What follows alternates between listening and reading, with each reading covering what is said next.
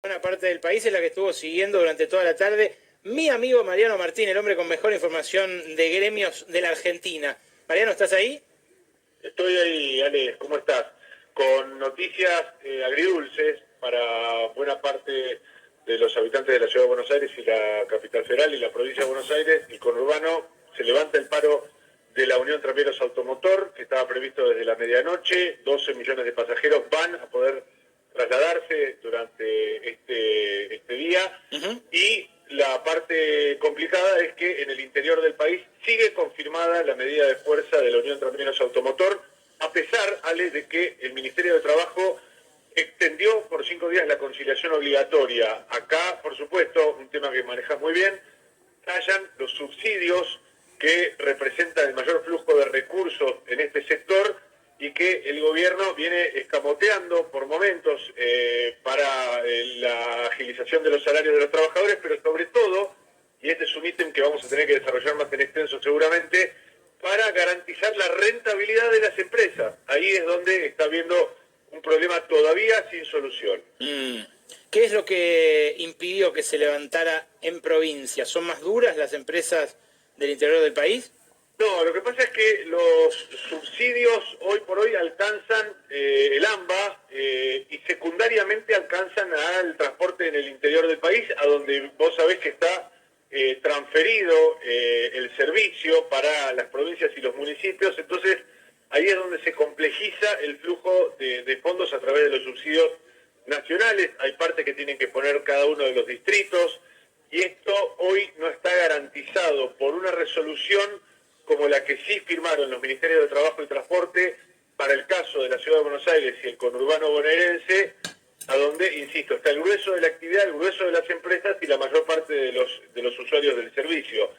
Esos flujos de fondos que a través de los subsidios van a aumentar los salarios en la medida en que lo habían pedido la Unión Tranvíeros Automotor, hoy no está garantizado para el resto de las provincias. Es algo que seguramente muchos usuarios de esas provincias consideran injusto, porque encima pagan más del doble de boleto, ¿no? Además de ahora sufrir el paro, a diferencia de lo que pasará aquí en el área metropolitana. Sí, por años las diferencias fueron muy marcadas, hubo retoques en los subsidios, pero vos sabés muy bien, Ale, y te he escuchado hablar sobre esto, que hoy por hoy lo que se paga de boletos de colectivo en la Ciudad de Buenos Aires y en el conurbano representa, creo que alrededor del 10% del costo operativo que tiene el servicio del transporte automotor de pasajeros. E insisto, ahí hay un ítem que hasta ahora no hemos visto debidamente, que es el costo de gerenciamiento. Ahí estábamos viendo un detalle dentro del acta que firmaron hoy en el Ministerio de Trabajo cuando venían fracasando las audiencias, que es: dicen las empresas que el gobierno siempre acude primero en respuesta de los aumentos salariales que pide la UTA y solo secundariamente, tarde y muchas veces a destiempo y con menos recursos, a reparar la ecuación de rentabilidad para las compañías de transporte. Sí, claro, bueno, quizás no sea el momento, ¿no? Vamos a seguirlo de cerca. Mariano, mil gracias por esto. Un abrazo. Abrazo. Chau, chau. Ahí está el dato de la noche. Va a haber colectivos aquí en el área metropolitana de Buenos Aires, no en provincias, pero ojo, porque miércoles y jueves hay por ahora anunciado paro de trenes aquí en el área metropolitana y también en el interior. Va a ser una seguidilla de reapertura de paritarias realmente tensa, que es de lo que hablábamos con Daniel Jofra. Pero nos metemos en la definición, en la otra gran definición de esta semana, con Gaby Vulcan.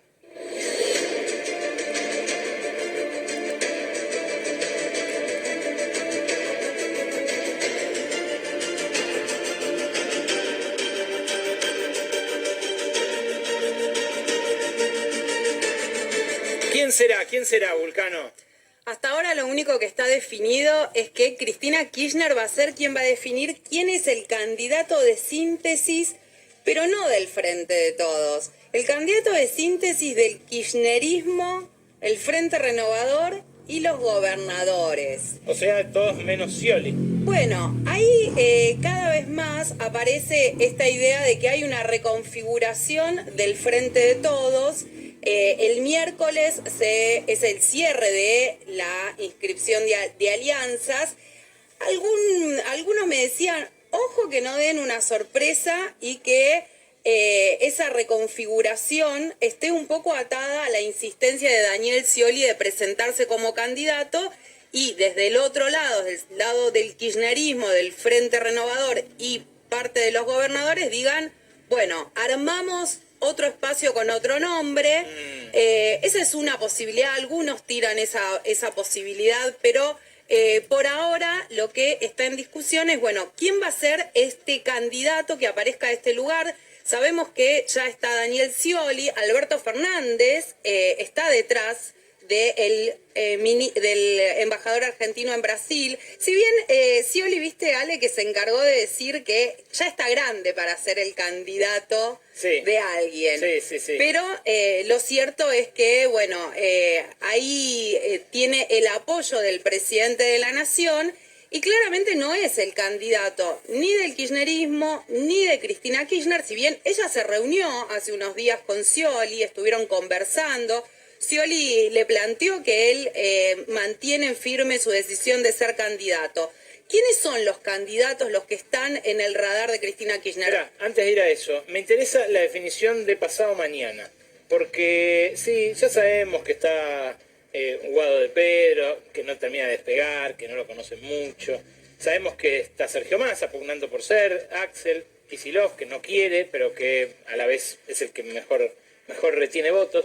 ¿Qué puede pasar pasado mañana? ¿Se cierran las alianzas y qué más? ¿Las reglas internas de las coaliciones pueden dejar afuera, por ejemplo, a Scioli si definen que los candidatos todos tienen que armar su boleta o que no pueden compartir tramos de esa boleta? ¿Qué es lo que pasa? Bueno, lo que ya sí advirtieron es que cada candidato a presidente tiene que tener su boleta completa. Eso quiere decir, tiene que tener sus candidatos a senadores, a diputados, o sea, no solamente la fórmula. ¿Y a intendentes también, por ejemplo? Sí, bueno, ahí hay una discusión, pero en principio la idea es que sí.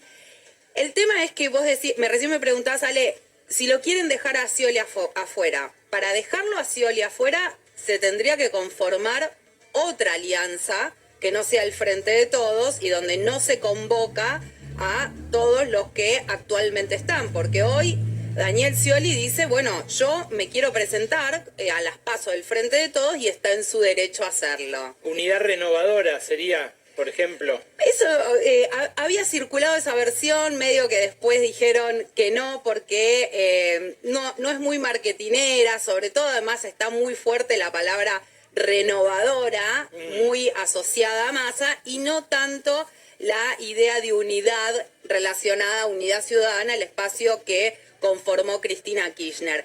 Pero, Ale, te decía, si bien ya sabemos más o menos quiénes son los candidatos que están en el radar de Cristina Kirchner, recién los mencionabas. ¿Quién está en alza y quién está en baja en estas últimas horas? Claro, el tema es qué pasa con cada uno de ellos.